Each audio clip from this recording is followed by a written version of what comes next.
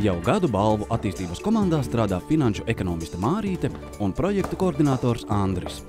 Abi speciālisti te nokļuvuši Eiropas finansētā un valsts reģionālās attīstības aģentūras administrētā projektā.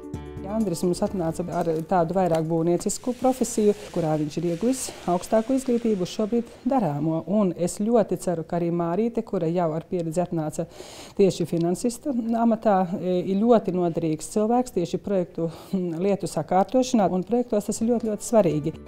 10 pagastu lielajā Balvu novadā šobrīd darbojas veseli 47 Eiropas fondu projekti. 11 no tiem par saviem sauc Andris.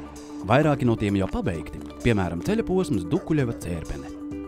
Šī projekta rezultātā ir uz Briežu ciemu no Balvu novada centra jau var nokļūt 100% pasvalta ceļa segumu. Un cerams, ka šis te projekts sekmēs kaut kādu arī cilvēku vismaz palikšanu šeit, šajā lauku apvidū.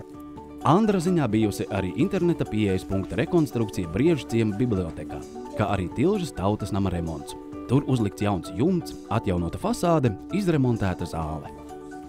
Cilvēkiem būs patīkami tur atnākt un paballēties un paklausīties koncertus. Tieši ar projektiem ir ļoti jūtami Balvos, ka dzīve iet uz augšu un daudz projekti ļoti attīsta pilsētas dzīvi. Es ļoti ceru, ka tad, kad beigsies šie 2 gadi un Eiropas finansējums būs beidzies, ka mēs noteikti radīsim iespēju šos cilvēkus paturēt. Un, ja ir spēcīga attīstības nodaļa, tad novadam ir arī attīstības iespējas.